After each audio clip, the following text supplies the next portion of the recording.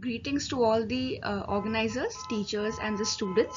So today my name is Lohchab Muskan and I'll be presenting a PPT on the topic impact of automobiles and vehicles on human health. So we have the invention of engines first. We can see that in 1791 it was started by John Barber, who invented the gas turbine. Then we have Eugenio Bersanti and Felice Matusio, who made a breakthrough invention by creating the first ever actual internal combustion engine. And then we have Felix Wankel, who created the first pistonless engine. Then we have the motor car, which was basically invented by Carl Benz in Germany, and this was also a breakthrough invention, but they did not know that it will create so much problem in the modern world because of the emissions that are emitted by the exhaust pipes and the propelling nozzles. So we have nitrogen gas with water vapor and carbon dioxide gases in the emissions, but these are not very toxic. The toxic ones are unburnt hydrocarbons, nitrogen oxides, carbon monoxide, and particulate matter. So this is basically a pie chart, a comparison between the non-toxic and the pollutant emissions from a diesel exhaust. Then we have the components of exhaust gas versus distilled water. Then we also have basically CO2 and NOx, which is nitrogen oxides. So this is a comparative chart of the emission of CO2 in the historical range and in the higher scenario, or like in the future. We can see the graph has risen, and CO2, it basically causes the irritation of conjunctive tissue of the eye and also the inflammation of respiratory pathways because it is forming a carbaminohemoglobin compound, and when it is in more amount it can cause these irritations. Moving ahead, we have the comparison of petrol versus diesel. We can see that gasoline or petrol, it creates more CO2 emission than diesel, and electric cars are much better. Moving ahead, we have nitrogen oxides, which can cause asthma, COPD, and inflammation of airways when they are in more amount. And we can see that this picture, it illustrates basically a nitrogen oxide analyzer functioning. Moving ahead, we have the effects of NO2, which can cause respiratory system effects and cardiovascular system effects. We have carbon monoxide. Basically it causes carbon monoxide poisoning.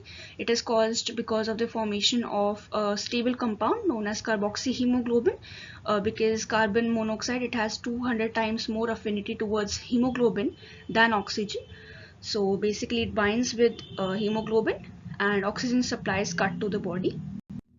Here we have the mechanism of CO2 poisoning and a simplified mechanism of CO poisoning. Moving ahead, we have the symptoms of CO poisoning. Basic symptoms are dizziness, headache, disorientation, impairment of cerebral functions, coma in severe conditions, muscle weakness, seizures, nausea, and aggravation of pre-existing diseases. Moving ahead, we have the right hemiplegia. Hemiplegia is basically partial paralysis occurring in the body due to CO poisoning. The particulate matter are basically solids present in the exhaust pipes, and they can occur in two sizes: PM10, which has 10 micrometers, and PM2.5, which is the most harmful for human inhalation by according to the WHO's organization. We have the risk of inhaling PM 2.5 or particulate matter 2.5. In long-term exposure, it can cause COPD diseases like chronic bronchitis, emphysema, and even heart diseases. We have the effects of particulate matter in this slide, and the inflammatory and the cardiovascular effects of particulate matter 2.5. Now in air pollution, we have smog and haze. Smog is basically a smoke and fog, while haze is basically just floating dust particles in the air.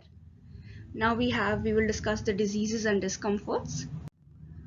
First of all, we have COPD, which are basically obstructive pulmonary diseases, and the symptoms are breathing difficulty, cough, chest tightness, and wheezing, and chronic bronchitis and emphysema are the main ones. Now bronchitis is basically when there's inflammation of the bronchus, and it occurs when there's cough with mucus on most days at least 3 months for the past 2 continuous years.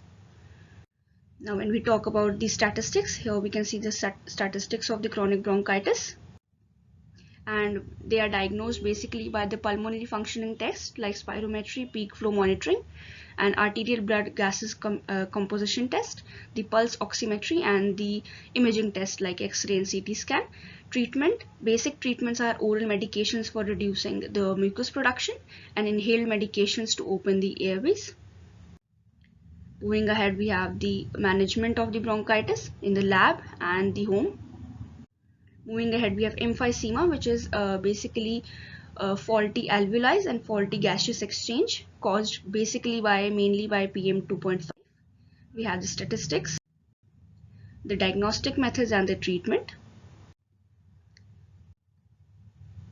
Now this is management of COPD in general. Now we have asthma. Asthma is basically the persistent wheezing sound and difficulty in breathing due to the airways which are narrowed and inflamed. This is an asthma attack anatomy. And we have the statistics with Kuwait having the most asthma cases. Now it is diagnosed by spirometry, X-ray, and volume monitoring. And basic treatment, it includes the bronchodilators as the main ones. We have management. For pneumonia, pneumonia is basically caused by virus, bacteria, or fungi, but it can be aggravated when the patient is exposed to particulate matter, SO2 and NO2. We have the diagnostic methods. The main one is the bronchoscopy, and we have the treatment, which is mainly administration of antibiotics. Now bronchoscopy is basically a bronchoscope, and it is used to view the airways and check for abnormalities. We have a comparison between bronchitis and pneumonia right here because they can be seen as similar symptoms. Now SARS or COVID, it can also be aggravated by dust and particulate matter. We have the symptoms and the symptom. So we have the lung cancer now. Now lung cancer, it's basically activation of the oncogenes by the particulate matter. Now this is a death graph. Now we have the implications on babies. It can cause ADHD, autism, neural tube defects, cognitive disorders, and dementia in children, infants, and newborn babies. And for preventive measures, we can have air purifiers, control check of vehicles, preferring walking, a healthy diet, especially omega-3 fatty acid diet. We can install the air purifier plants, and also according to Indian Ayurveda, we can practice yoga, especially the Anulom Vilom Pranayama. That is it.